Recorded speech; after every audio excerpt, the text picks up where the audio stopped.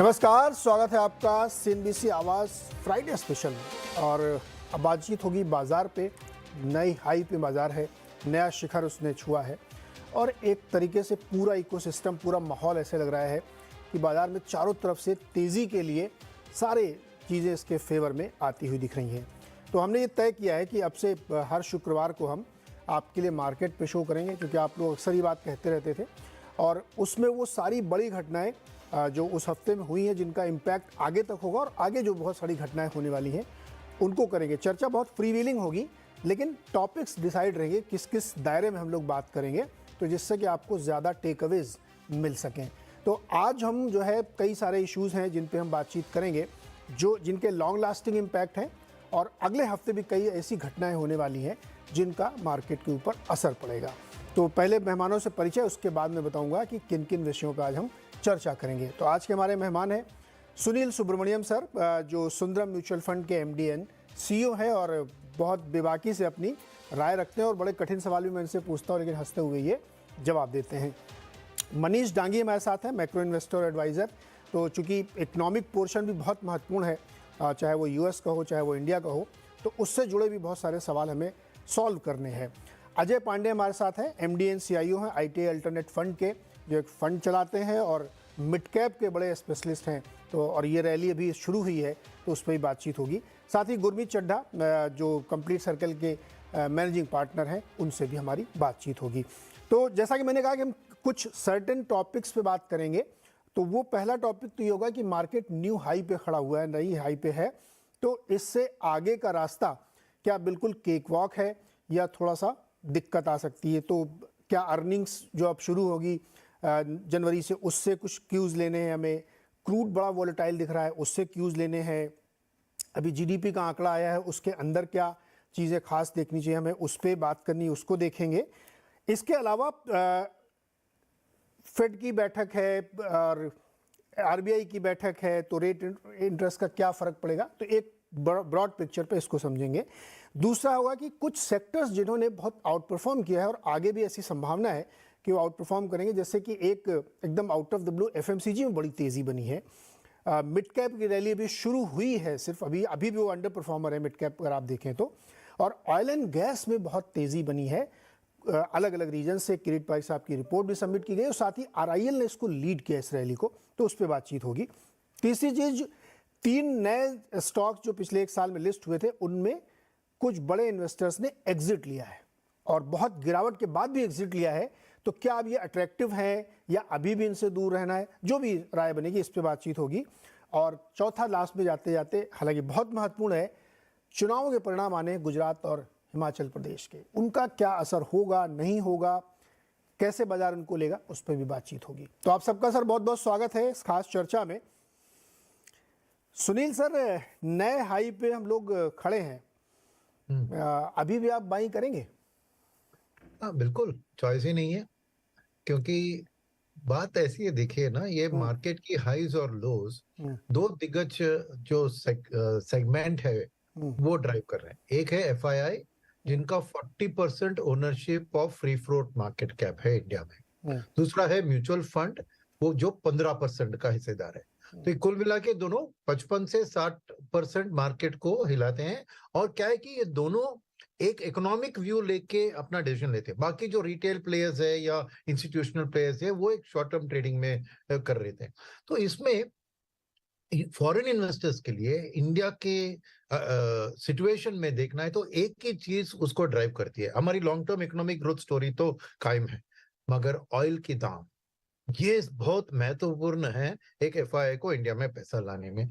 तो अक्टूबर 21 में जब ऑयल 60 से 125 तक चढ़ गया था, अगले 9 महीने में करीबन आपको 2.5 लाख करोड़ का सेलिंग दिखा एफआईआई से। अब ऑयल की दाम वापस गिर रही है तो वापसी दिख रही है, 80,000 करोड़ ही वापस आया है। और 1.25 लाख करोड़ इंडियन मार्केट का पैसा, हमारा हक अभी वापस नहीं आया है, क्योंकि ऑयल में, जैसे आपने इंट्रोडक्शन में कहा, एक क्लैरिटी नहीं है क्या गिरने वाली है। रिसेशन की बात हो रही है, मगर और प्राइस कैप की बात हो रही है, मगर जो ओपेक है वो सप्लाई कट करके दाम को गिरने नहीं दे रही है। तो ये क्यों हो रहा है? क्योंकि अभी विंटर का जमाना है एडवांस देशों में, यूरोप और यूएस में ठंड की वक्त है, तो यहाँ पे ऑयल का डिमांड ज्यादा होता है। तो फरवरी मार्च तक जब ये विंटर न चले जाए, आपको एफआईआई फ्लोज की जो वापसी है वो क्लैरिटी से नहीं आएगी, धीरे धीरे आएगी। मगर जैसे ही ऑयल टूटता है, जो मेरे मन में फरवरी मार्च बनेगा, तो भयंकर पैसा आएगा, तो उससे पहले हमारी खरीदारी करनी है। दूसरी बात है domestic mutual fund. Domestic mutual fund में आपने देखा हर महीने एसआईपी पे बढ़ रहा है। और म्यूचुअल फंड इंडिया में खास बात यह है कि 10% से ज्यादा, 10 भी बहुत ज्यादा है, 5 से 6% ही कैश रख सकते हैं। तो अगर निवेशक ने पैसा दिया तो उनको खरीदारी करना ही एक उनके पास चॉइस है, बाकी कुछ चॉइस नहीं है। तो वो खरीदते जाएंगे, मगर क्या है, उनका ब्रॉड बेस होता है, लार्ज मिड और स्मॉल सबको इवेलुएट करते हैं। फिर एफआईएस का टॉप 100 या मैक्स 150 स्टॉक्स में होता है। तो मैं क्या देख रहा हूं कि एफआईएस की वापसी में म्यूचुअल फंड्स अपना लार्ज कैप जो वैल्यूएशन में बढ़ गए उसको बेचेंगे और उसको मिड एंड स्मॉल कैप में डाइवर्ट करेंगे। तो मेरे लिए एक ब्रॉड बेस मार्केट की रैली अभी बाकी है, और मैं कहूंगा कि अभी खरीदारी का वक्त। जो अभी सर 2-3 लाख करोड़ जो आपका हक अभी बाकी है वो इत्थे रखा जाएगा जब, तो वो आप कह रहे हैं कि मिड कैप में आएगा? मिड कैप में domestic mutual fund large cap stocks FIS को बेचकर उस पैसे को डाइवर्ट करेंगे मिड कैप में। और आपको पता है ना, लिक्विडिटी का तो 4:1 फैक्टर है, यानी 1/4 ऑफ द पैसा भी मिड कैप में आया, स्मॉल कैप में आया, तो प्राइस 4 गुना बढ़ सकती है जितना कि लार्ज कैप में वो पैसा जाने से, क्योंकि फ्री फ्लोट इतना कम होता है मिड एंड स्मॉल कैप में। तो छोटा बहुत एक डाइवर्शन हो गया लार्ज से मिड को पैसा, तो समझिए कि मिड कैप की तो वैल्यूएशन एकदम जबरदस्त बढ़नी है। तो यानी बड़े वाले निवेशक आएंगे, वो बड़े वाले खरीदेंगे, आप लोग बेचेंगे, मुनाफा कमाएंगे और आप मिड कैप में लगाएंगे। इस तरीके से ये चक्र चलेगा और मिड कैप की एक बड़ी रैली बनेगी, ऐसा सुनील सर मान रहे हैं। लेकिन इसके पीछे दो बातें उन्होंने कही कि क्रूड एक बड़ा इंपॉर्टेंट फैक्टर है, और फेड भाई पावेल साहब भी तो बीच बीच में अपना कंट्रोल या अपना वर्चस्व बीच बीच में दिखाते रहते हैं। मनीष जी, इस पूरी पिक्चर में जो इकोनॉमिक फैक्टर की चर्चा अभी सुनील जी कर रहे थे, कोई ऐसा फैक्टर आपको लगता है जो हमारे लिए बहुत महत्वपूर्ण है, चाहे वो क्रूड हो या हम फेड की चिंता करें या आरबीआई की चिंता करें, वो भी पॉलिसी लेके आने वाले हैं, जो बहुत महत्वपूर्ण है इस जंक्चर पे? तो नीरज, साल से जो कंस्ट्रेंट्स थे इंडियन इकोनॉमी पे, फाइनेंशियल कंडीशंस और क्रूड को चलते हैं, तो फाइनेंशियल कंडीशंस का तो पीक स्ट्रेस है, अपना पहले भी कई बार बात हुआ है, वो एक्चुअली करीबन वो पीछे है मोस्ट प्रॉब्ली। अब उसका मतलब ये नहीं है कि फेड का reflex will be to actually cut rates अगर वहां की इकोनॉमी वीक होती है, तो वहां थोड़ा सा अंतर है। तो उसकी वजह से शायद इंटरेस्ट रेट्स यहाँ से ऊपर जाएंगे नहीं, लेकिन यहीं के आसपास में सेटल होंगी। इसीलिए वहां का 2 साल का यूएस ट्रेजरी अभी भी 4.25-4.5 के बीच में ही रेंज कर रहा है। दूसरी रही बात क्रूड की, जो एक बहुत बड़ा स्ट्रेस देश के लिए रहा है हमारे, अभी फिलहाल एक्चुअली जो मैक्रो सेटअप है, ग्लोबल इकोनॉमी काफी तेजी से स्लो हो रही है। मोस्ट प्रॉब्ली यूएस अगले साल 25-50 बेसिस पॉइंट से ही ग्रो करेगा, चाइना 3.5-4% पे, यूरोप रिसेशन में रहेगा, जापान मोस्टली ग्रो नहीं करेगा। तो जब 3/4 वर्ल्ड इकोनॉमी इतनी बुरी सिचुएशन में है, उसके बावजूद भी क्रूड जो है वो 80-90 के बीच में ही है, तो वो अभी ये बताता है कि सप्लाई डायनेमिक जो क्रूड का है वो ऐसा है कि वो सप्लाई के ड्रिवन उसका मूवमेंट हो रहा है बनिस्बत डिमांड के। तो अब अगर 2023 मोस्ट प्रॉब्ली रेंज ही रहेगा, लेकिन जब भी ग्लोबल इकोनॉमिक रिकवरी आती है तो क्रूड यहाँ से ये बॉटम है शायद, और यहाँ से ऊपर ही ट्रेड करेगा। तो अब इसको कैसे समझें, थोड़ा सा स्टेप डाउन करके देखें तो, कि जो बहुत बड़े स्ट्रेस पॉइंट्स थे इंडिया के लिए, टाइट फाइनेंशियल कंडीशन और हाई क्रूड, वो हमारे को थोड़ा सा ब्रीदिंग स्पेस दे रहे हैं। तो जहां तक मार्केट का प्रश्न है अगले 6-12 महीनों में, तो वो इस बात पे डिपेंड करेगा नीरज कि एक्चुअली हमारा माइक्रो अब कैसा करता है, जो हमारी अर्निंग कैपेसिटी है वो एक्चुअली बरकरार रहती है नहीं रहती। पिछले 2 सालों में हमने देखा कि एक्चुअली अर्निंग काफी तेजी से बढ़ी, लेकिन पिछले 2 क्वार्टर का जो रिजल्ट है वो सजेस्ट कर रहा है कि जो 2011 से 19 तक का जो माहौल था, जब सेल्स 5-7% से ग्रो करती थी और अर्निंग भी 6-7% से ही ग्रो करती थी, उतना खराब नहीं है, लेकिन एक काफी तेजी से डिसेलरेशन हो रहा है। आउटसाइड ऑफ बीएफएसआई को अगर देखेंगे तो अर्निंग काफी डिसिलरेट कर रही है। तो अगला 6 से 12 महीने में जो सबसे बड़ा इंडिया के रिटर्न्स का जो पिवट होगा वो अर्निंग्स होगी, मैक्रो नहीं होगा, ऐसा मुझे लगता है। अच्छा, ये एक और सवाल आपसे, ये जो जीडीपी के नंबर है कैसे लगे आपको? नीरज, जीडीपी देखिए 6.25 के आसपास में ग्रोथ, अगर आप उसको रन रेट बेसिस पे देखेंगे कि जो अगले 2 क्वार्टर में आपको दिखेगा कि मोस्ट प्रॉब्ली 4.25-4.5% की ग्रोथ पे हम आ गए हैं। तो उसका मेजर रीजन ये है कि मैन्युफैक्चरिंग जो इंडिया में है वो काफी स्क्वीज हुआ है। काफी सारा जो हम कंज्यूम करते हैं आज, वो हम बाहर से इंपोर्ट करते हैं, तो वो हमारी इनकम नहीं है, वो बाहर की इनकम है। तो अगर बिकॉज हमारा करंट अकाउंट डेफिसिट पिछले 2 क्वार्टर का 3.5% के आसपास में रहा है, तो उसकी वजह से उसने जीडीपी को काफी स्क्वीज किया है। अगर ऑयल और हमारा इलेक्ट्रॉनिक्स इंपोर्ट्स काफी तेजी से नीचे नहीं गिरता है, तो वेरी लाइकली कि FY24 भी इंडिया का ग्रोथ जो है वो 5% के आसपास में होगा। मेरा पहले व्यू था कि 5.5-6% के आसपास में हम कर पाएंगे। वेरी लाइकली हम 5-5.25% के आसपास ही रन रेट करेंगे, अनलेस ऑफ कोर्स क्रूड बहुत तेजी से नीचे आ जाए। तो आपको लगता है क्रूड नीचे आएगा? अब तो कह तो रहे हैं कि प्राइस कैप कर देंगे, लेंगे नहीं, तो रशिया वाला ऑयल कहाँ जाएगा? फिर वो बेचारा मजबूरी में बेचना पड़ेगा उसको। तो हम तो 1/3 ऑयल ऑलरेडी रशिया से खरीद रहे हैं, और उसमें बहुत सारी कम्प्लेक्सिटीज हैं नीरज। हम आराम से डिस्कस भी कर सकते हैं इस बारे में, बट इतना आसान नहीं है कि आप प्राइस कैप कर दो और उसकी वजह से आपका जो ये सब होने के बाद में भी देखिए ना, क्रूड का रिफ्लेक्स नहीं है वैसा जो एक्चुअली वेस्टर्न कंट्रीज ऐसा इमेजिन कर रही थी। ओके, तो ये एक इशू है जो जिस पे हम लोग चर्चा करें। पांडे जी, आप बताइए, बाजार आपको महंगा लग रहा है, सस्ता लग रहा है, या आपको लग रहा है कि अब तो अभी तो खेल शुरू हुआ है? जैसा कि सुनील सर कह रहे हैं कि मिड कैप में तो अभी एक्चुअली नंबर्स भी दिखा रहे हैं, हम लोग ग्राफिक दिखा भी रहे हैं कि मिड कैप वाले तो अभी अंडर परफॉर्मर हैं। तो नीरज जी, जैसा आपने पूछा, इसमें मेरा ये व्यू है कि लास्ट 2 सालों में एफआईआईज ने काफी यहाँ माल बेचा है, और उसका एक और रीजन है कि एसजीएक्स जो ट्रेड होता था, जो सिंगापुर में ट्रेड होता था, वो इंडिया में शिफ्ट हुआ है इफेक्टिव फ्रॉम 1 अगस्त 2022। तो कई सारी पोजीशंस जो इंडिया में एसजीएक्स निफ्टी पे थी, वो भी काफी स्क्वायर ऑफ हो रही हैं धीरे धीरे, और इंडिया में फ्रॉम 1 अगस्त ऑनवर्ड्स उसमें इन्वेस्टमेंट्स भी हो रहे हैं। तो जो एसजीएक्स में इन्वेस्टर थे या एसजीएक्स में जो इन्वेस्ट कर रहे थे, वो धीरे धीरे शिफ्ट हुए हैं इंडिया में, और इंडिया के एसजीएक्स में इन्वेस्ट कर रहे हैं, दैट वो जो गिफ्ट सिटी में है। तो मेरा ये मानना है कि अभी जो एफआईआईज का जो इन्वेस्टमेंट चालू हुआ है इंडिया में, वो धीरे धीरे बढ़ने ही वाला है। और जैसा कि सुनील जी ने बताया कि अभी तो रैली चालू हुई है, अभी एफआईआईज ने तो इन्वेस्टमेंट करना चालू किया है। नॉर्मली वो टॉप 100 स्टॉक्स में या टॉप 150 स्टॉक्स में ज्यादा उनका इन्वेस्टमेंट होता है, लगभग उनका 80 to 90% इन्वेस्टमेंट उनका लार्ज कैप में होता है। तो एक बार जैसे ही मार्केट न्यू हाई के पास जाता है या थोड़ा सा तेजी दिखना चालू होती है, तब आपके स्मॉल कैप जो अंडर परफॉर्मर रहे हैं, जो मिड कैप अंडर परफॉर्मर रहा है, उसमें एक रैली आती है। तो मुझे ऐसा लगता है जब हम उसको ब्रॉड बेस्ड रैली जब बोलते हैं, तो उस समय पे ये डेफिनेशन होती है कि भाई सब कुछ चले, आपके हर तरह के सेक्टर चल रहे हो, हर तरह का आपका जो शेयर्स हैं, चाहे मिड कैप हो, चाहे लार्ज कैप हो, चाहे स्मॉल कैप हो, वो सब चले, तब हम उसको बोलते हैं कि ये ब्रॉड बेस्ड रैली आई है।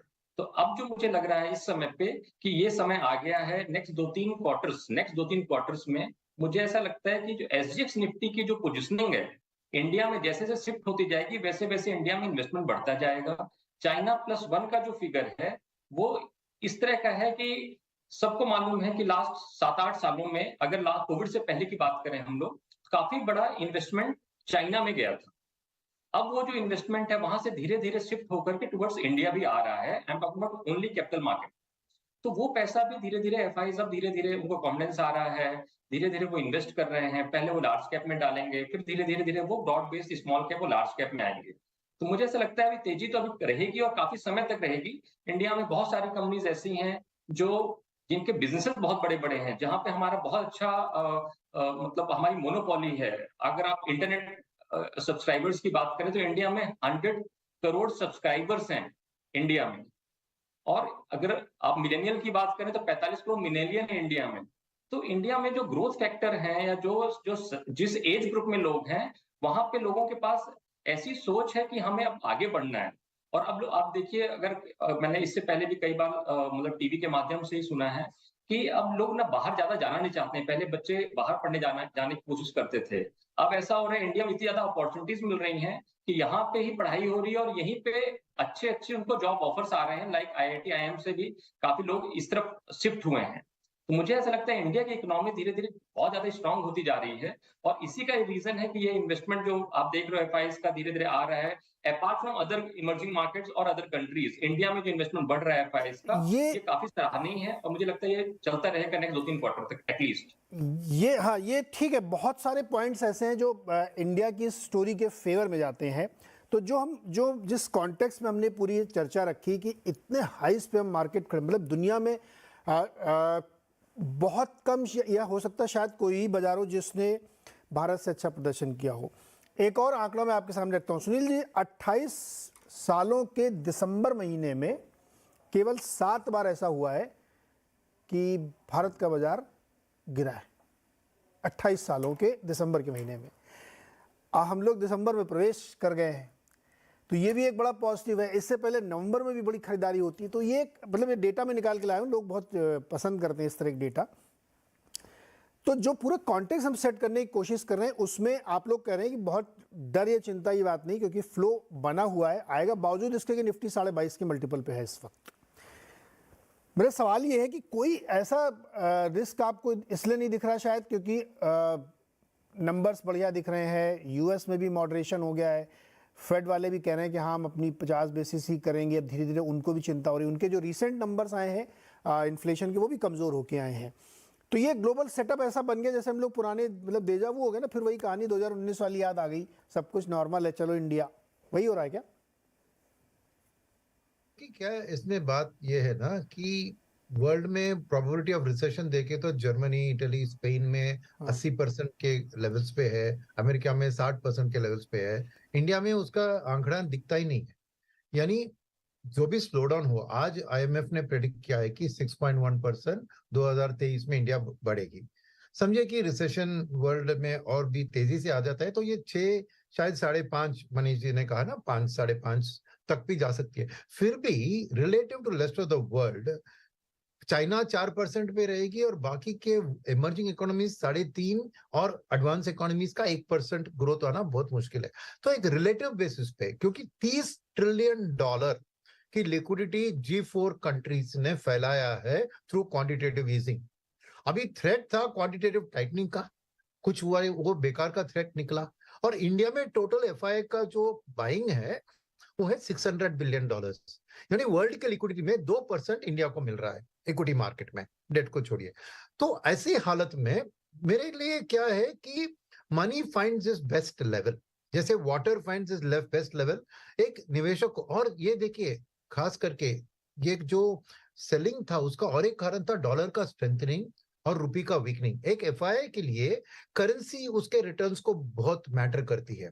तो उधर डॉलर का स्ट्रेंथनिंग था तो रुपी का वीकनिंग दिख रहा था, उनको नुकसान दिख रहा था, इसलिए उन्होंने जट से पैसा निकाला। अब डॉलर की करेक्शन हो रही है, एक रिसेशन आएगा तो डॉलर वीकन होगी, तो रुपी का उतना वीकनिंग नहीं होगा जितना पहले उम्मीद था। तो ऐसी हालत में एफआईआई के लिए इंडिया एक एक्सेलेंट इन्वेस्टमेंट डिसीजन बनती है, राइट। तो ऑयल की लो, एंड जैसे मनीष जी ने कहा कि अभी भी सप्लाई कंट्रोल के कारण ऑयल उतना गिरेगा नहीं, शायद बढ़ेगा, बट मेरे लिए फरवरी मार्च एक की है क्योंकि ये विंटर का डिमांड के कारण ही ओपेक इतना एक टफ स्टांस ले पा रही है।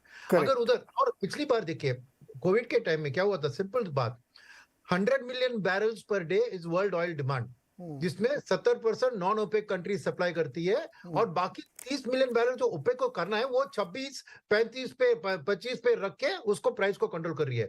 मगर प्रीवियस टाइम जब खाली 10% ऑयल डिमांड गिरा था 100 to 90 कोविड के टाइम में, तब ऑयल का दाम एकदम कट गया क्योंकि बिलो 23 मिलियन बैरल्स वो अपना सप्लाई कट नहीं कर सकते, नहीं तो उनकी इकोनॉमी की हालत बहुत होगी। अच्छा सुनील सर, अभी भी वो 26 ही कर पा रहे हैं मैक्स टू मैक्स, एग्जैक्टली उससे ज्यादा वो कर भी नहीं पाएंगे, उनकी कैपेसिटी नहीं है। तो मेरे लिए आज के बाद जरूर मैं ऑयल में गिरावट देखता हूं, मैं थोड़ा कॉन्ट्रा व्यू हूं मनीष जी। नहीं बिल्कुल सर, ऑयल बहुत वोलेटाइल है और अभी नेक्स्ट वीक हम लोगों को पूरी पिक्चर पता चलेगी कि वो प्राइस कैप और ओपेक की मीटिंग में क्या होता है, उससे बड़ा फर्क पड़ेगा। गुरमीत भी हमारे साथ जुड़ गए। गुरमीत भाई, ये बताइए कि हम लोग कॉन्टेक्स्ट से सेट कर रहे हैं कि मार्केट खड़ा है न्यू हाई पे, है ना, 22.5-23 के मल्टीपल पी दे रहे हैं हम लोग निफ्टी को। अमेरिका नरम पड़ रहा है, भारत में बहुत ज़बरदस्त ग्रोथ के ऑप्शंस दिख रहे हैं, मार्केट हमारा हाइप चल रहा है, एफआई का फ्लोज बढ़ गया है, बहुत पैसा आ चुका है और आने की कतार में खड़ा हुआ है। तो मेरा सवाल ये कि आप इस लेवल पे भी बाइंग करेंगे या आपको थोड़ा डर लग रहा है? नीरज जी, मेरा ये मानना है कि ज्यादा हमने मैक्रो को जब भी ओवर एनालाइज किया है, पूरा रैली मिस ही किया है।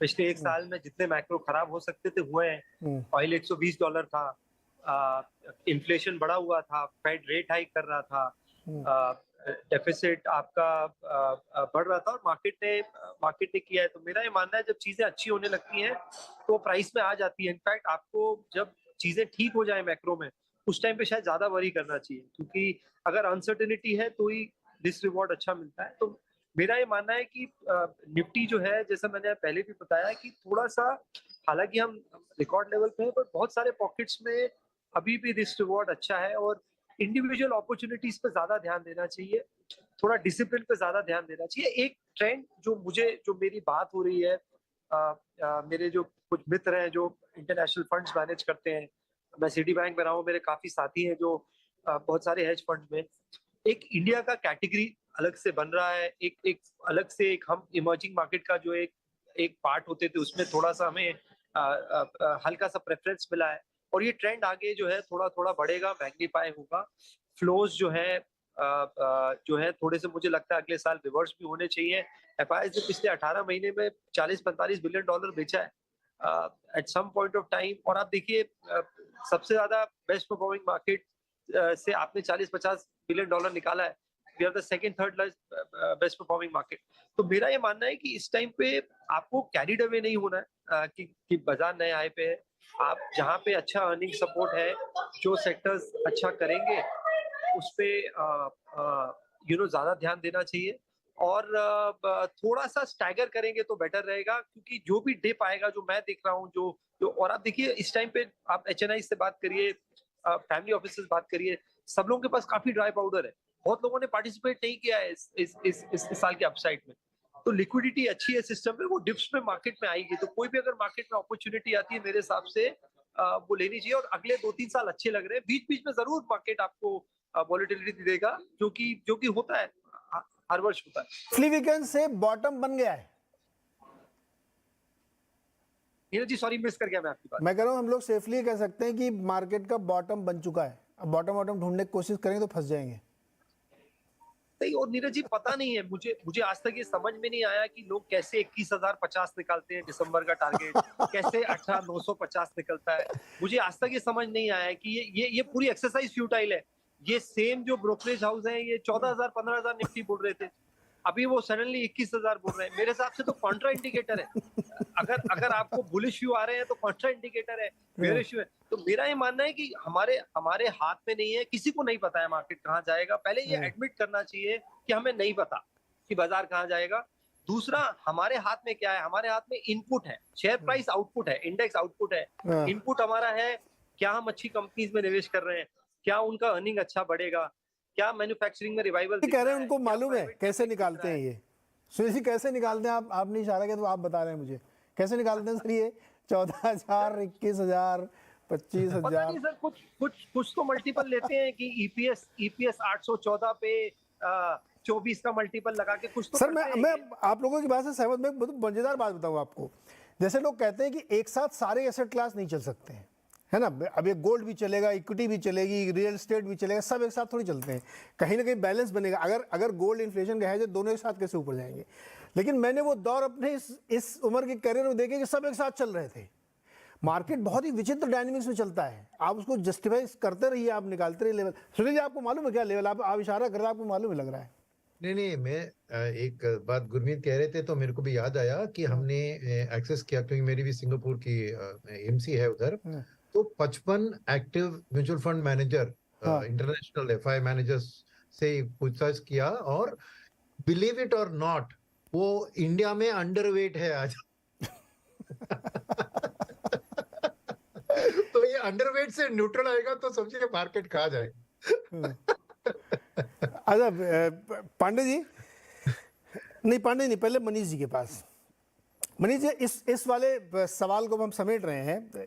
तो आपने कहा कि कुछ जगहों पे ये कंसर्न्स हैं, अभी मैक्रो पिक्चर पूरी तरीके से क्लियर नहीं, उसमें से एक बड़ा विलन क्रूड है, पता नहीं किधर वो कैसे मूव करेगा, कैसे वो जाएगा।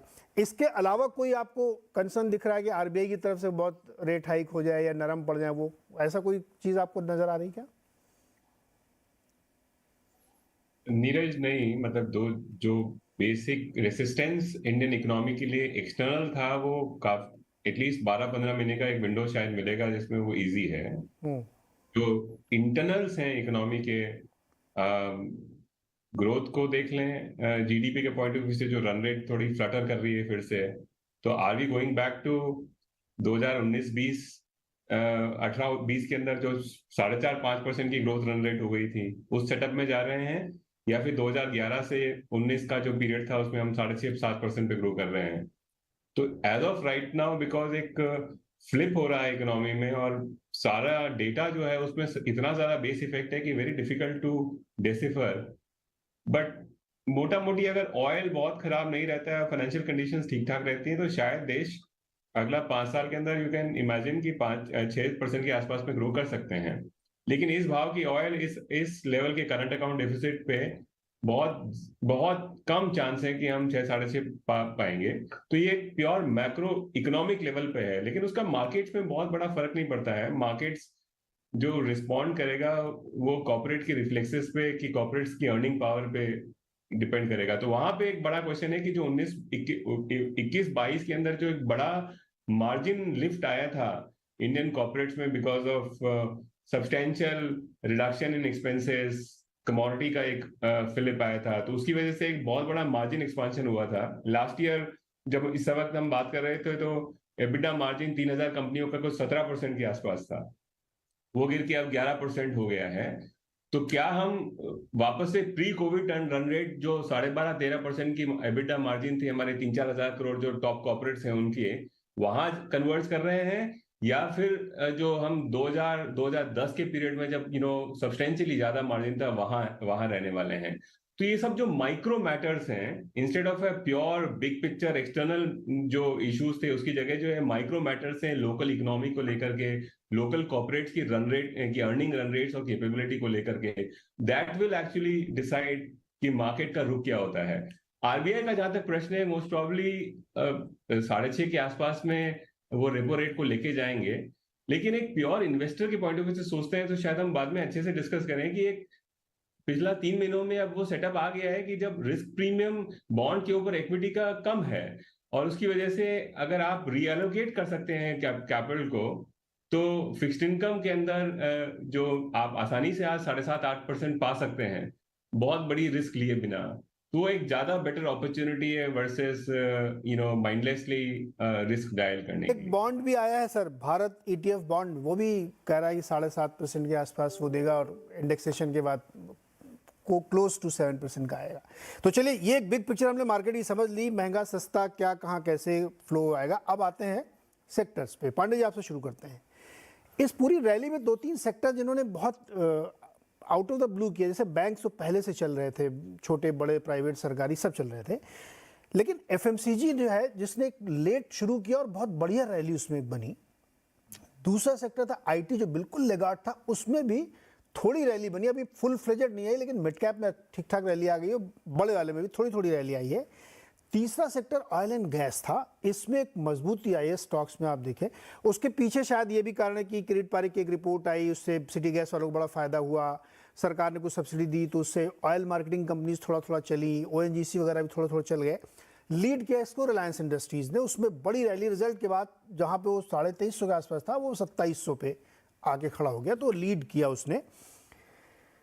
और मिड कैप जो अभी चला नहीं है, तो इन सेक्टोरल चर्न में आपको कुछ समझ में आ रहा है कि कहाँ अपॉर्चुनिटीज बन रही हैं, कहाँ नहीं बन रही हैं। अच्छा, इस साथ में डिस्क्लोजर आप देखिए, रिलायंस का मैंने नाम लिया तो आप ध्यान रखिएगा, क्योंकि ये इस कंपनी की मालिक है जो चैनल आप देख रहे हैं, तो कोई भी फैसला लेने से पहले आप ये डिस्क्लोजर जरूर समझ लें।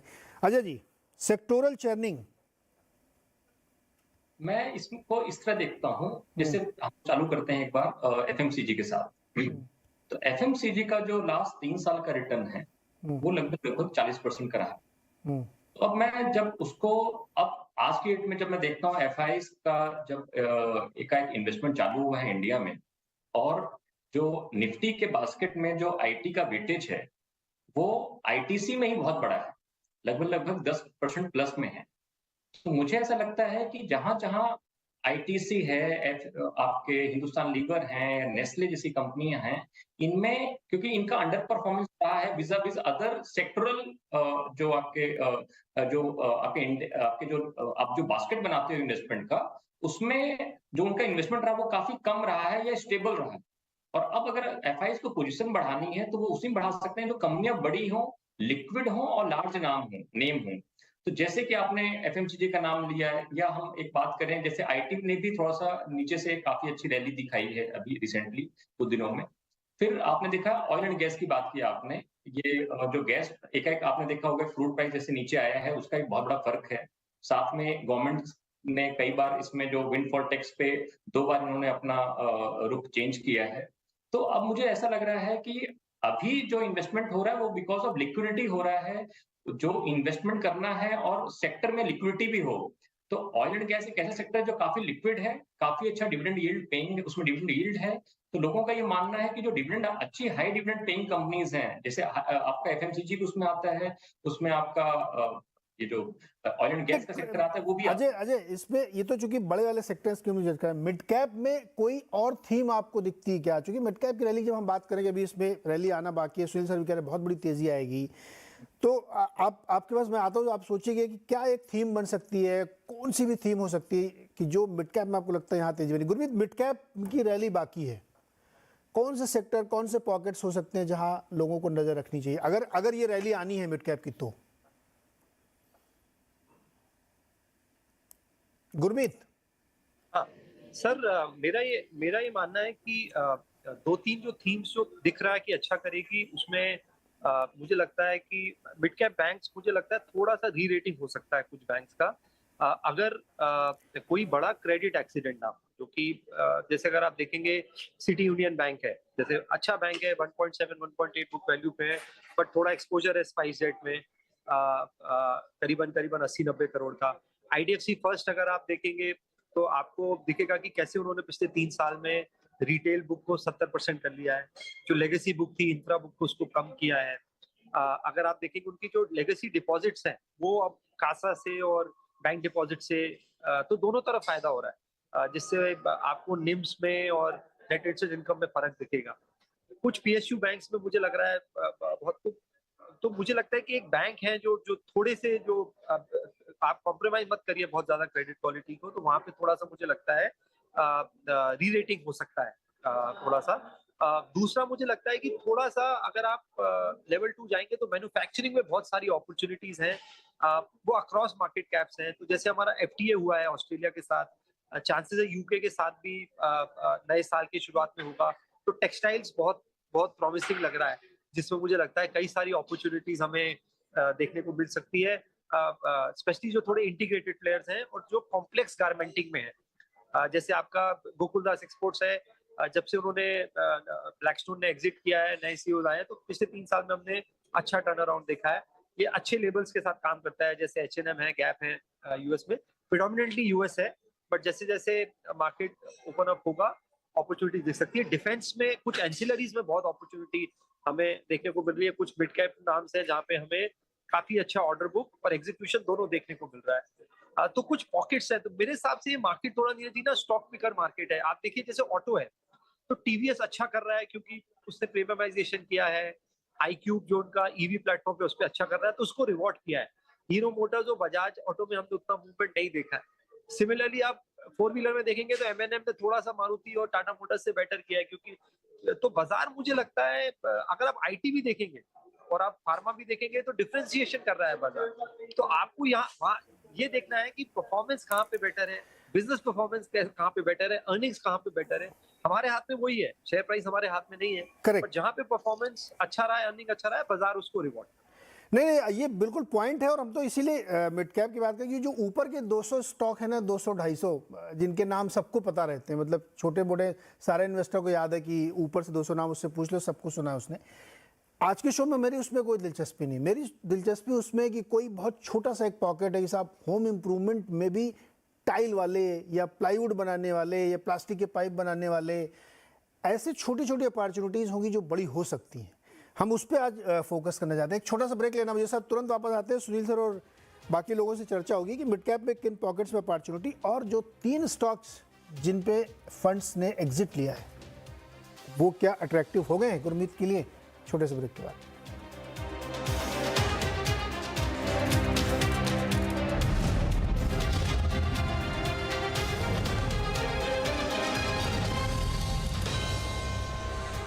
सवाल जब का सिलसिला, सबसे पहले चलते हैं राजस्थान, जहां से जयपुर से भगवान कौरवानी जी हमारे साथ फोन लाइन पर जुड़ चुके हैं। नमस्कार, कैसे हैं आप? बढ़िया सर, अच्छे बढ़िया हूँ सर। बताएं क्या उलझन है? मेरा ये सवाल है कि हाँ, मैं नेक्स्ट ईयर में रिटायर हो रहा हूँ, तो हमारे यहाँ जो मैं बैंक ऑफ इंडिया जयपुर में पोस्टेड हूँ, अच्छा, तो हमारा रिटायरमेंट में क्या है, हमारे जो ली इनकेशमेंट हो रही है जो 240 या सेंट्रल गवर्नमेंट का 300 है, वो सेंट्रल गवर्नमेंट के अंदर तो एग्जम्प्टेड है। क्या पब्लिक सेक्टर बैंक के अंदर exempted up to 3 lakh limit है या वो भी फुल एग्जम्प्टेड है? गौरी? नहीं, देखिए जो गवर्नमेंट एम्प्लॉयज़ होते हैं उनके लिए जो लीव इनकैशमेंट होती है वो पूरी की पूरी एग्जेम्प्ट होती है, लेकिन उसके अलावा जो भी एम्प्लॉयज़ होते हैं, चाहे वो नेशनलाइज्ड बैंक के एम्प्लॉयज़ हों, PSU के हों, वो सभी जो है सेंट्रल गवर्नमेंट एम्प्लॉय नहीं माने जाते। तो उनके केस में जो लिमिट है जो आपको डिडक्शन मिलेगी वो मैक्सिमम 3 लाख की मिलेगी। तो अगर आपको लीव इनकैशमेंट 3 लाख से ज़्यादा मिल रही है तो 3 लाख तक एग्जेम्प्ट है और उसके ऊपर की टैक्सेबल है। 3 लाख से कम मिल रही है तो जितनी मिल रही है वो सारी एग्जेम्प्ट है। तो आपकी जो थ्रेशोल्ड है वो है 3 लाख, और आपको जो पूरी की पूरी लीव इनकैशमेंट मिल रही है वो नॉन टैक्सेबल नहीं होगी, क्योंकि आप गवर्नमेंट एम्प्लॉय नहीं माने जाएंगे। चलिए, तो कौरवानी साहब, उम्मीद करता हूँ आपकी उलझन दूर हो गई होगी। क्यों? बिल्कुल, और रिटायरमेंट के लिए आपको शुभकामनाएं। फिर भी कोई रिटायरमेंट के बाद भी कोई उलझन हो तो बताइएगा, हमारे पास कई सारे रिटायर्ड लोगों के फोन आते हैं, उनकी उलझने हम लोग दूर करते हैं। चलिए शुरू करते हैं, चलते हैं अगले सवाल पे, जो कि पटना बिहार से आया है, विपिन कुमार सिंह साहब का हमारे साथ फोन लाइन पर जुड़ चुके हैं। विपिन जी नमस्कार, क्या उलझन है आपकी? नमस्कार जी जी जी नमस्कार। ये हम 16 के दिसंबर में रिटायर किए हैं जी, तो 17 के मार्च 31 तक का जो फॉर्म 16 मिला है हमको, उसमें मेरा पैसा जो इनकम टैक्स में कटना चाहिए मेरे विभाग के द्वारा वो काट लिया गया है, लेकिन वो विभाग से पैसा जमा नहीं किया गया है। अच्छा। और ये रकम लगभग 21,000 का था। अच्छा। और जिसका इंटरेस्ट तो 16 से बढ़ते बढ़ते अभी हो गया है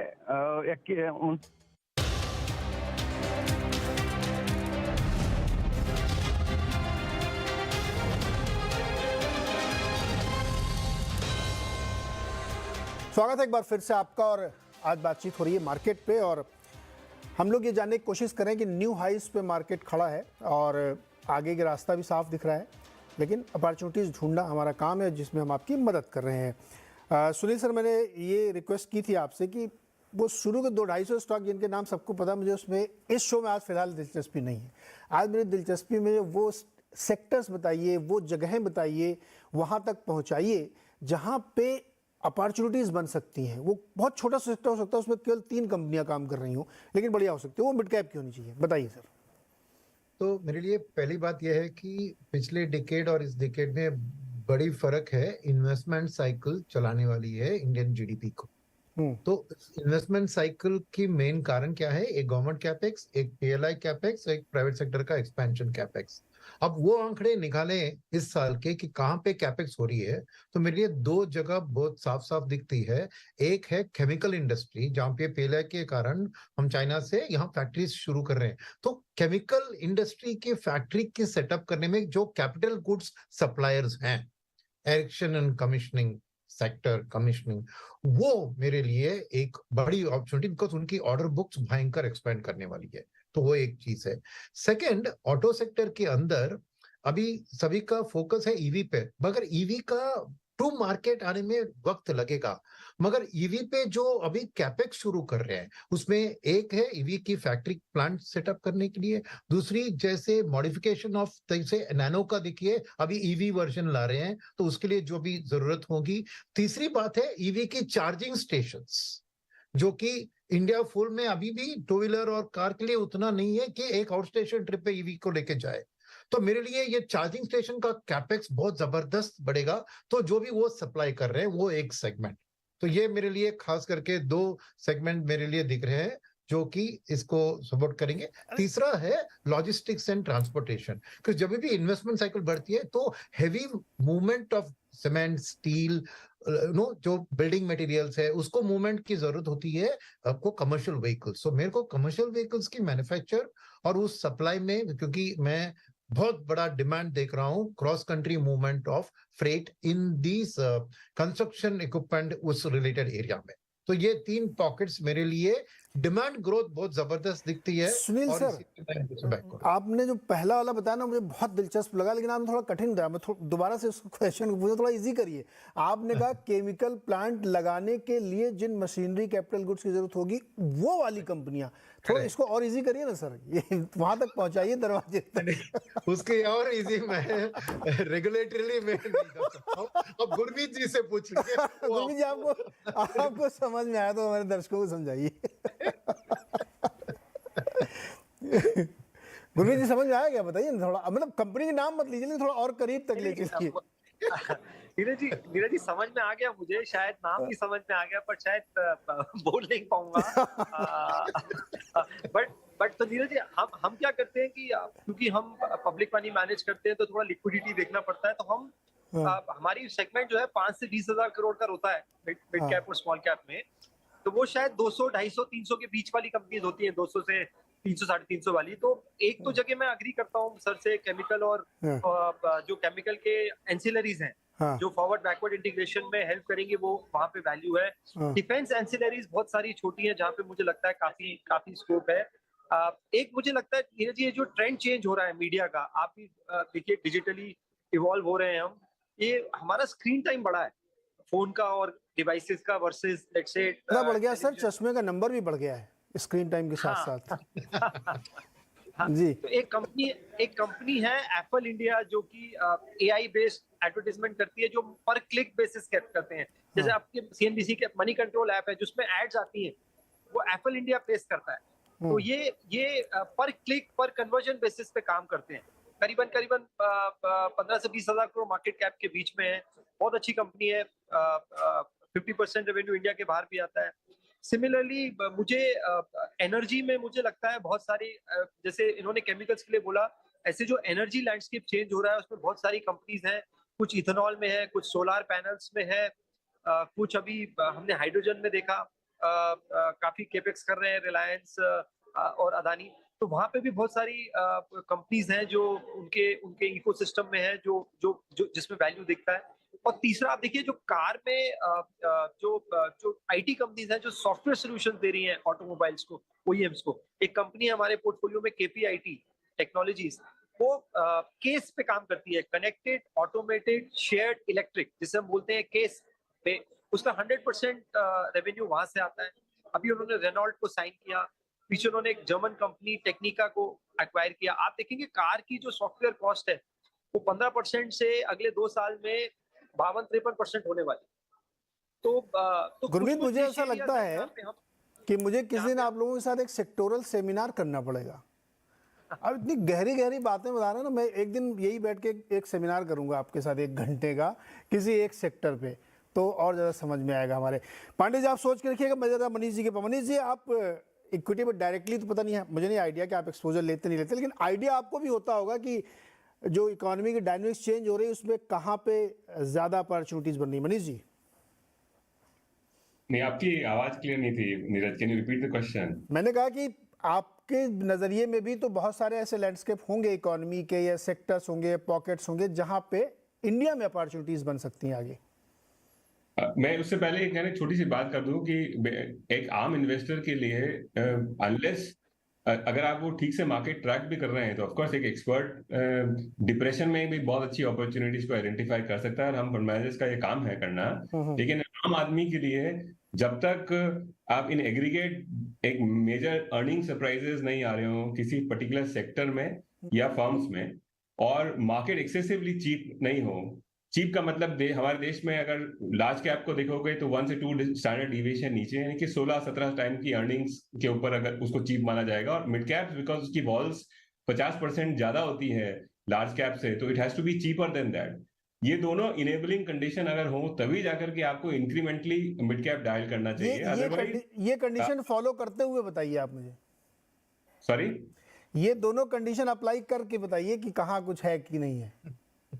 नहीं तो मेरा नीरज यही बात है कि आज सारे जो सेक्टर्स हैं, कैपिटल इंटेंसिव हो गया, मेटल हो गया, सीमेंट, आरी, ये सारे जो काफी मिड कैप सेंट्रिक सेक्टर्स हैं बहुत सारे, और इवन ड्यूरेबल कमोडिटीज के अंदर वहां पे काफी अर्निंग सरप्राइजेस नेगेटिव आए हैं। तो मेरा ख्याल है कि जो एक ओनली सेक्टर जो कंप्लीटली लोकल है और वेरी लाइकली वहां पे अगला 3-4-5 साल जो है वो सेक्युलर ग्रोथ होने वाला है, वो बैंकिंग एंड फाइनेंस है। तो उसी सेक्टर के अंदर if at all you want to dial risk, that is the only sector for mid cap, because वो बहुत बड़ा रेगुलेटेड है, तो वहां पे बहुत बड़े नेगेटिव सरप्राइजेस अगले 3-4 साल तक नहीं आएंगे। तो that is the only sector I think you should dial for as a sector level, you should dial for what you call mid cap and small cap. Banking and finance, Pandit ji आपको कुछ अच्छा लगता है क्या मिड कैप में?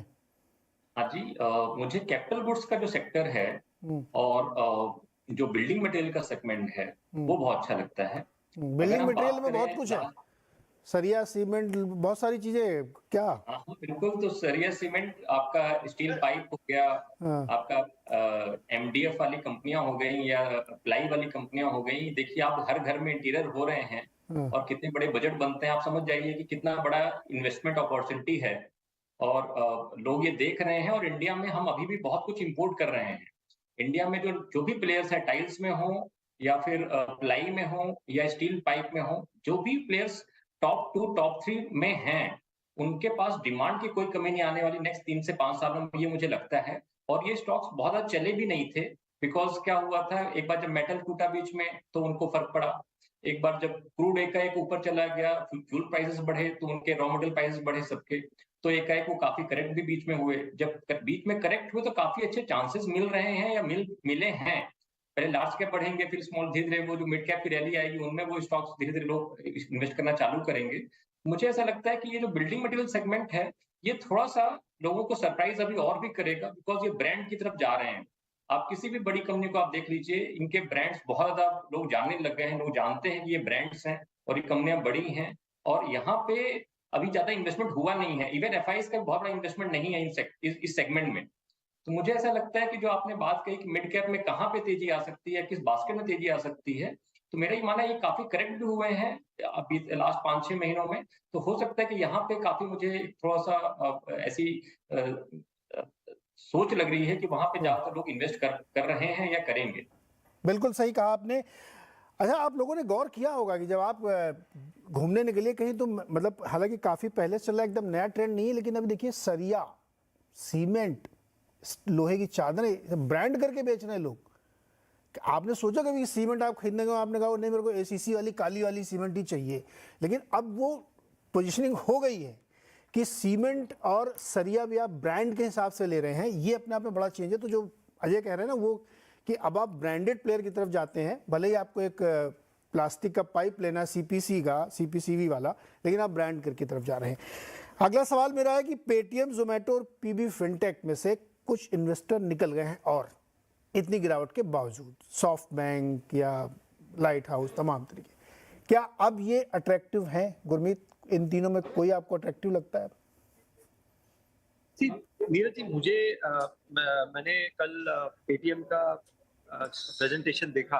देखिए, जो उन्होंने एक अच्छी चीज जो कल करी, एक तो उन्होंने पहली बार गाइडेंस दिया कि एबिटा पॉजिटिव होंगे सितंबर में। दूसरा, उन्होंने डिस्क्लोजर में बताया कि उनका टेक रेट क्या है हर सेगमेंट। जैसे पेमेंट बिजनेस में उन्होंने बताया कि 7 से 9 पैसे का ब्लेंडेड जो है उनका स्प्रेड है, जिसमें यूपीआई में 4 पैसा है, वॉलेट्स वगैरह से वो 12-14 पैसा बनाते हैं। लोन सोर्सिंग में 2 से 3% का उन्होंने बताया उनका इनकम है। कलेक्शंस में आधा से 1% है, तो डिस्क्लोजर दिया पहली बार उन्होंने रेवेन्यू वाइज, वर्टिकल वाइज, वो मुझे अच्छा लगा। पर मुझे लगता है नीरज जी, जैसे पीबी फिनटेक की बात करें, उनका इंश्योरेंस प्रीमियम जो पिछले क्वार्टर में उन्होंने किया है, जो 2000 करोड़ किया, पिछले पूरे साल में सिर्फ 4000 करोड़ किया। मतलब एक क्वार्टर में 50% धंधा कर लिया लास्ट ईयर का। पैसा बाजार का भी डिसबर्समेंट बढ़ा है। मेरा ये मानना है नीरज जी, ये मार्केट ना, क्योंकि आपका इंटरेस्ट रेट बढ़ा है और ये आगे थोड़ा और बढ़ेगा, जैसे मनीष जी ने भी बोला, आपको कुछ नहीं करने के 7.5-8% मिलेंगे आज अगर आप गवर्नमेंट बॉन्ड खरीदते हैं। तो जब तक बिजनेस प्रॉफिटेबल नहीं हो जाता है, मेरे हिसाब से ये मार्केट एडवेंचरस होने का नहीं है। ये मेरा पर्सनल मानना है। कुछ जगह ट्रेडिंग अपॉर्चुनिटीज और शायद आपको बाउंस मिलेगा। जोमेटो में भी दिखा था 40 रुपए से 60 रुपए के आसपास। अगर आपको वहां रहना है जहाँ पे वैल्यूएशन रीजनेबल है और जहाँ कैश फ्लो दिख रहा है, आपको मार्जिन ऑफ सेफ्टी देके काम करना है। आप 18,600 पे है, निफ्टी 22-23 के अर्निंग मल्टीपल पे है, और थोड़ा सा अगर आप अपना एक्सपेक्टेशन टोन डाउन करेंगे तो इस बाजार में भी डबल डिजिट रिटर्न बन सकता है, बशर्ते आपकी expectations reasonable. Correct. Sunil sir, आप इन तीनों में से किसी अच्छा, वैसे मैं एक चीज़ बताऊं, मैं मनीष जी की बात से हमेशा सहमत होता हूं कि जब बिना कुछ किए 7.5% 8% मिल सकता है तो क्यों मेहनत करें हम। अजगर करें न चाकरी, पंछी करें न काम, दास कबीर कहे गए सबके दाता राम। लेकिन हम थोड़ा काम करना चाहते हैं, थोड़ी मेहनत करना चाहते हैं और 15% कमाना चाहते हैं। इन तीनों में कोई आपको लग रहा है सुनील सर?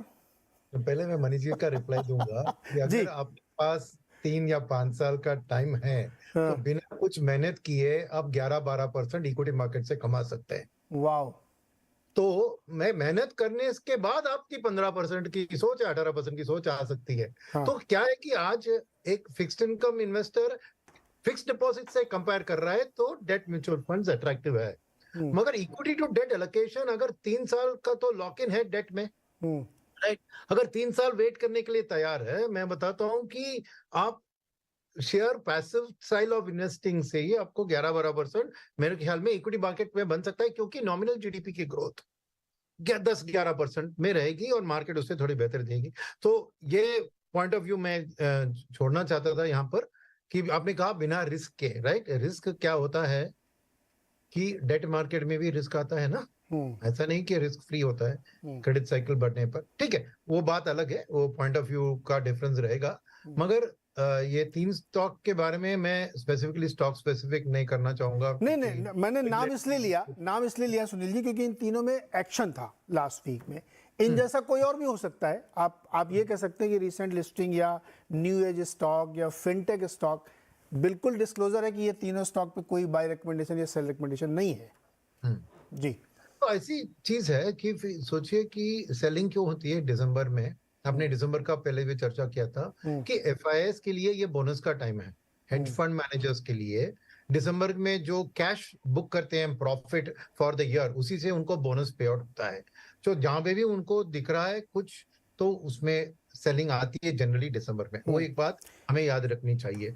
दूसरी बात यह है कि माहौल, जैसे गुरमीत ने बताया ना, माहौल ऐसा नहीं है कि आप एक फैंटास्टिक वैल्यूएशन में खरीदो। तो आज डिस्क्लोजर, ट्रांसपेरेंसी, ग्रोथ की विजिबिलिटी, ये सब इंपॉर्टेंट चीज है। तो इन फिनटेक्स की स्पेस में मेरे ख्याल में ओवरऑल इसमें अभी भी ग्रोथ का सही विजिबिलिटी नहीं है, उनकी डिस्क्लोजर्स फुल्ली ट्रांसपेरेंट नहीं है। तो जैसे गुरमीत ने कहा, मैं उससे सहमत हूं कि ये सेक्टर्स जनरल इन्वेस्टर्स को अवॉइड करनी चाहिए, और जहां पे ग्रोथ की विजिबिलिटी दिखती है, industrials, consumer dictionary, banking and financials, उसी पे ध्यान दे। यहाँ पे जितनी भी गिरावट हो, गिरावट का कारण होता है कि कोई निकल रहा है कुछ कारण के। जब बुफे में सर तरह तरह के खाने लगे हुए हैं तो जरूरी कि मैं इधर ही जाऊं? बहुत सारे ऑप्शन है, कहीं भी जा सकते हैं हम।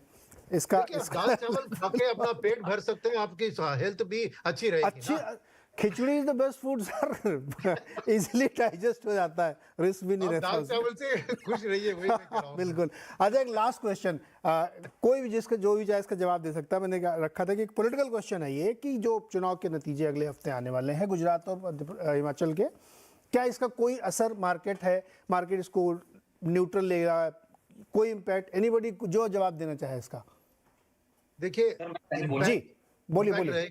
हाँ बोलिए सुनील जी, संक्षेप में रखिएगा, छोटा सा। हाँ, इम्पैक्ट रहेगा, क्योंकि जो आने वाला बजट है ना, क्या वो कितनी देर तक पॉपुलिस्ट बजट होगा, ये इलेक्शन रिजल्ट का तय करेंगे। ये तय करेगा, क्योंकि बिल्कुल। अगले साल पॉपुलिज्म नहीं कर सकते क्योंकि इलेक्शन 6 महीने के अंदर होगा। तो इसलिए ये Perfect. लास्ट इलेक्शन है, बजट है, जहाँ पे वो कुछ इलेक्शन की तरफ कुछ कर सकते हैं, और अगर रिजल्ट अच्छी नहीं आई तो शायद बजट की एक्सपेक्टेशंस में पॉपुलिज्म बढ़ने की एक रिस्क आएगी, तो मार्केट में थोड़ा उसके कारण थोड़ी डर अजय, बहुत बहुत क्विकली रखिएगा, आप क्या कहना चाह रहे हैं?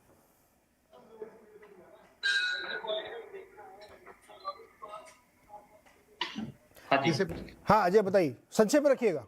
हाँ, मेरा ये मानना है कि जो इलेक्शन का जो इफेक्ट होता है वो 2 से 3 महीने रहता है किसी भी समय पे जब भी इलेक्शन होते हैं, चाहे वो जो रूलिंग पार्टी हो उसके फेवर में हो चाहे ना हो, उसका इफेक्ट 2 से 3 महीने ही रहता है। अगर रूलिंग पार्टी जीत जाती है तो बहुत जल्दी इफेक्ट आ जाता है, अगर नहीं जीतती है तो भी इसका जो इफेक्ट 2 से 3 महीने में एडजस्ट हो जाता है। तो मैंने कभी नहीं देखा कि मार्केट ने बहुत ज्यादा इसमें बिहेवियर दिया हो। यस, अभी का जो मार्केट है वो बजट को बहुत तेजी से और बहुत अच्छे ढंग से देखना चाहता है, बिकॉज अब लोग इंडिया इंडिया और इंडिया की बातें कर रहे हैं। जी। तो मुझे लगता है कि budget is the main factor rather than election. Gurmeet. Sir मेरा मानना है कि 7 दिसंबर और 15 दिसंबर जब शक्तिकांता दास जी और पावल साहब बोलेंगे वो ज्यादा इंपॉर्टेंट है, क्योंकि वो डायरेक्शन डिसाइड करेगा मॉनेटरी पॉलिसी का। अगर थोड़ा सा भी सॉफ्टनेस दिखता है तो बाजार उसको अप्रिशिएट करेगा। और बजट जैसा उन्होंने बोला, क्योंकि कैपिटल गेन को लेके थोड़ा सा मार्केट में मरमर है, तो मेरा हमेशा ये मानना है the only risk to India is India. हाँ, तो मुझे ये लगता है कि अगर टैक्सेशन पॉलिसी स्टेबल रहा, जो कि अभी तक सरकार ने अच्छा किया है, और मॉनेटरी पॉलिसी अब थोड़ा सा अगर इजी होती है, इसका ज्यादा इम्पैक्ट है लॉन्ग रन में। इलेक्शन रिजल्ट 1-2 दिन से ज्यादा का इम्पैक्ट नहीं करता है। करेक्ट। तो जितने भी सवाल आपके दिमाग में हो सकते थे करंट वीक और नेक्स्ट वीक में, वो इलेक्शन हो, फेड हो, शक्तिकांता जी हो, या और भी कोई रीजंस हो, क्रूड हो, ओपेक वाले हो, शेख साहब हो, सब हमने डिस्कस किए हैं। और मिड कैप जो एक अंडर परफॉर्मर है इस हाई के बावजूद, उसमें कहाँ अपॉर्चुनिटी आप देख सकते हैं, ये हमने कोशिश की। तो ये हर फ्राइडे की हम ऐसे ही कोशिश करेंगे कि आपके सामने ये रखने की कोशिश करेंगे मार्केट में जो भी उस समय के करंट टॉपिक्स होंगे। तो आज के लिए बहुत बहुत शुक्रिया आप सब लोगों का। Enjoy the weekend sir.